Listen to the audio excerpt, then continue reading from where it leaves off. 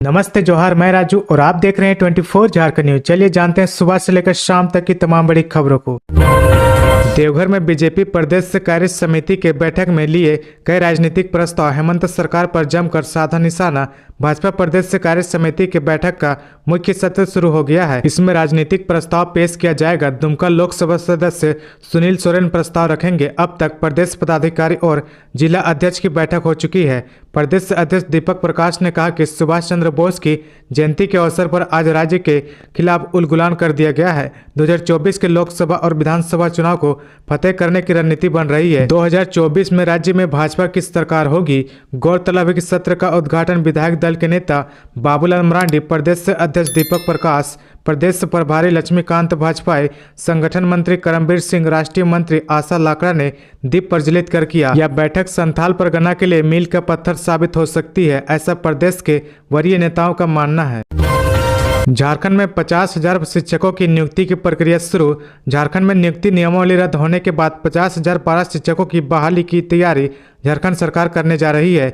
इस सिलसिले में शिक्षा मंत्री जगन्नाथ महतो ने राज्यों की नियुक्ति प्रक्रिया की जानकारी मांगी थी। इसके लिए विभिन्न राज्य बिहार, पश्चिम बंगाल व दिल्ली के शिक्षक नियुक्ति नियमावली की जानकारी मंगाई गई है। अवैध खनन मामले में ईडी ने 7 घंटे तक की साहिबगंज डीसी से पूछताछ। संताल में 1000 करोड़ के अवैध पत्थर खनन मामले में मनी लॉन्ड्रिंग के तहत जांच कर रहे ईडी के समन पर सोमवार को साहिबगंज के उपायुक्त राम निवास यादव ईडी के रांची स्थित क्षेत्रीय कार्यालय में पहुंचे। ईडी ने उनसे करीब 7 घंटे तक पूछताछ की। वे सुबह 11 बजे ईडी के दफ्तर में पहुंचे थे और शाम के 6 बजे इस वादे के साथ निकले। 6 फरवरी को वे फिर से ईडी के समक्ष पेश होंगे। बताया जा रहा है कि ईडी के सवालों पर डीसी थोड़े असहज दिखे। उन्होंने सवालों का जवाब देने के लिए 10 दिनों का वक्त देने की बात दोहराई है। इस दरमियान ईडी ने उपायुक्त को उनके अधिकारों का हवाला देते हुए पूछा कि अवैध खनन रोकने की पूरी जिम्मेदारी संबंधित जिले के उपायुक्त व एसपी की होती है। इसके बावजूद उनके जिले में खूब अवैध खनन व परिवहन हुआ। उन्होंने अवैध खनन रोकने के लिए क्या कदम उठाया, ऐसी क्या परिस्थिति रही कि अवैध खनन को रोकने में वे विफल रहे।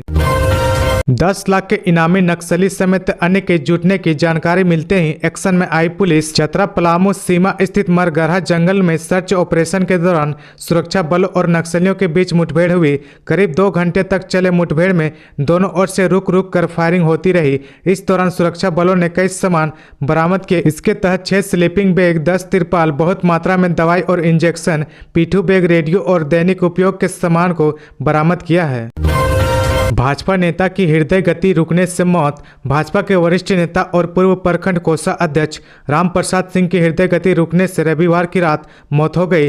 रामप्रसाद सिंह की छाती में रात में अचानक दर्द हुआ और उन्हें तत्काल रिम्स में लाया गया, परंतु रिम्स पहुंचने से पहले उसकी मौत हो गई। स्थानीय मुक्ति धाम में उनका अंतिम संस्कार किया गया। उनकी मौत पर सांसद संजय सेठ, विधायक समरीलाल, उप प्रमुख हरदेव साहू, मनोज कुमार साहू, स्वामी देवेंद्र प्रकाश, कमलेश राम, राजकुमार दुबे, उत्पल सहदेव, जगलाल महतो, अर्जुन महतो, लक्ष्मण महतो, बीरबल साहू, राजू गोस्वामी और विष्णु यादव आदि ने शोक जताया है। आगे बढ़ने से पहले अगर अभी तक आपने इस चैनल को सब्सक्राइब नहीं किया तो प्लीज सब्सक्राइब कर ले, जिससे आपको झारखंड की हर छोटी से बड़ी खबर की अपडेट आप तक पहुंचता रहे। 27 जनवरी को JSCA स्टेडियम में होगा भारत न्यूजीलैंड मैच। कल से ऑफलाइन मिलेंगे टिकट। भारत न्यूजीलैंड के बीच T20 सीरीज का पहला मैच रांची के JSCA स्टेडियम में खेला जाएगा। यह मैच 27 जनवरी को खेला जाएगा। BCCI ने इसकी आधिकारिक घोषणा की है। वहीं इस मैच के लिए कल यानी 24 जनवरी से टिकट मिलने लगेंगे। JSCA स्टेडियम में इसके लिए तमाम तरह के इंतजाम किए गए हैं। जिस विंग में आम लोग टिकट खरीदेंगे उधर बैरिकेडिंग जैसी व्यवस्था की गई है। मैच के टिकट कल से 26 जनवरी तक खरीदे जा सकते हैं। सिमडेगा में बीजेपी पर बट से सीएम हेमंत सोरेन। कहा, बाहरी लोगों ने राज्य का किया बंटवारा, अब मूलवासी चलाएंगे सरकार। खतियानी जोहार यात्रा में शामिल होने सिमडेगा पहुंचे मुख्यमंत्री हेमंत सोरेन ने बीजेपी पर जमकर निशाना साधा। उन्होंने बाबूलाल मरांडी और अर्जुन मुंडा पर आरोप लगाते हुए कहा कि ये बाहरी लोगों के एजेंट के तौर पर काम करते रहे हैं। कहा कि खेल सहित विभिन्न कार्यक्रम को लेकर यहां कई बार आने का मौका मिला है। जोहार यात्रा के माध्यम से आज आना हुआ है। उन्होंने कहा कि विपक्ष राज्य की जनता को भ्रमित करने में लगी हुई है। जब राज्य अलग करने के लिए गुरुजी ने बिगुल फूंका तो यही विपक्षी हमारा मजाक उड़ाते थे, लेकिन यह राज्य आखिरकार बन गया। 40 साल के संघर्ष के बाद यह राज्य हमें मिला। जब राज्य मिला तो विपक्ष कहता था चलो राज्य मिल गया, लेकिन अब इनकी सरकार नहीं बनेगी। खूंटी में सुरक्षा बलों ने पीएलएफआई के 6 नक्सलियों को किया गिरफ्तार, हथियार सहित पर्चा बरामद। खूंटी पुलिस ने नक्सली संगठन पीएलएफआई के 6 सक्रिय सदस्यों को गिरफ्तार कर सोमवार को जेल भेज दिया। पुलिस ने इन नक्सलियों के पास से 2 देसी कट्टा, 11 गोली, 2 मोबाइल, पीएलएफआई का पर्चा तथा चंदा रसीद बरामद किया गया है। नक्सलियों की गिरफ्तारी की जानकारी एसपी अमन कुमार ने पत्रकारों को दिया है। तमाड़ में 13 एकड़ पोस्ता की फसल पुलिस ने की नष्ट। तमाड़ थाना क्षेत्र के परसौंदा में सोमवार को 13 एकड़ पोस्ता की फसल पुलिस ने नष्ट कर दी। वरीय अधिकारियों को सूचना मिली थी कि परसौंदा के जंगली क्षेत्रों में पोस्ता की खेती की गई है। इसके बाद तमाड़ पुलिस और एसएसबी वासु कोंचा की संयुक्त टीम ने अभियान चलाकर पोस्ता की फसल नष्ट की। चाईबासा के मुस्पिल थाना में गंदगी देख भड़के सीएम हेमंत सोरेन, कहा पुलिस स्टेशन है यह बालू गिट्टी का गोदाम।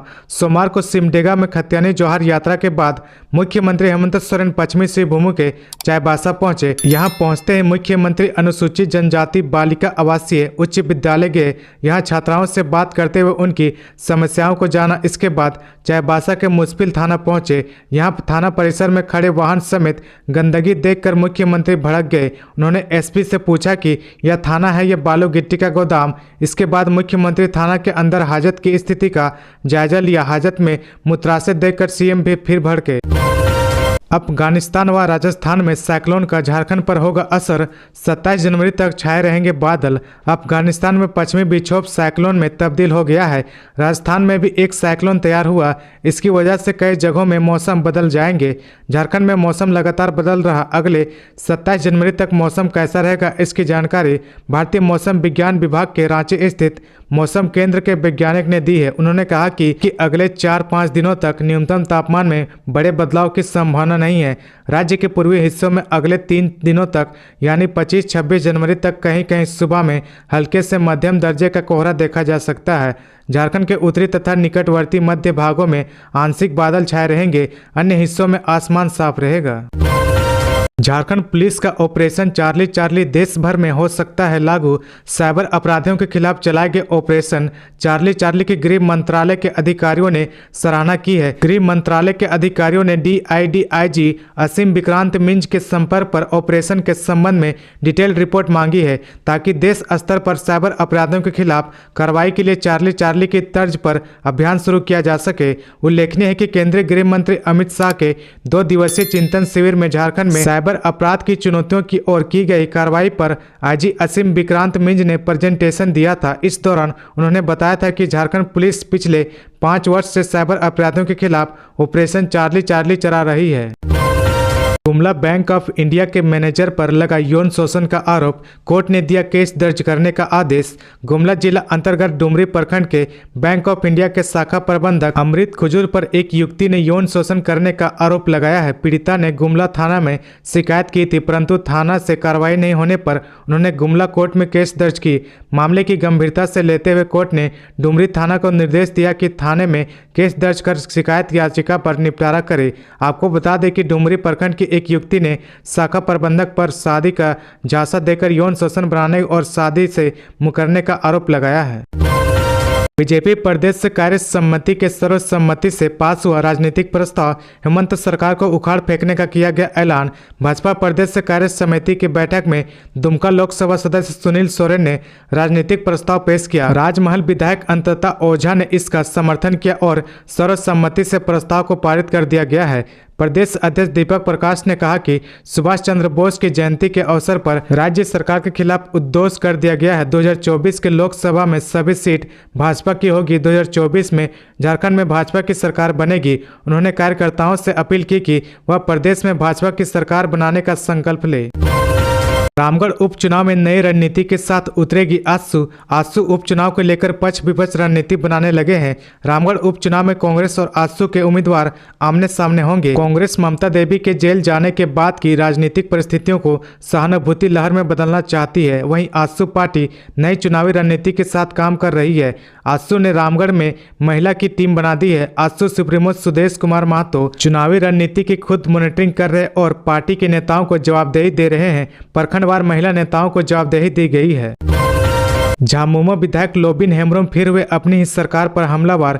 झारखंड बचाओ मोर्चा के बैनर तले दुमका के एसपी कॉलेज मैदान में आयोजित प्रमंडलीय सम्मेलन को संबोधित करते हुए बोरियो के झामुमो के विधायक लोबिन हेम्ब्रोम ने एक बार फिर राज्य सरकार की नीतियों व फैसलों पर सवाल उठाया और चुनावी वादे पूरा न करने का आरोप लगाया। उन्होंने कहा कि वे उन्हीं सवालों को उठा रहे हैं जिसे लेकर वादे चुनाव के दौरान किए गए थे। तो ये थी आज की झारखंड की टॉप बड़ी खबरें। इसी तरह झारखंड की हर छोटी सी बड़ी खबर देखने के लिए आप हमारे चैनल 24 झारखंड न्यूज को सब्सक्राइब करके बेल आइकन प्रेस कर ले, जिससे आपको झारखंड की हर छोटी सी बड़ी खबर की अपडेट आप तक पहुंचता रहे। तो आज के लिए बस इतना ही, हमें दीजिए इजाजत, फिर मिलते हैं नेक्स्ट न्यूज में।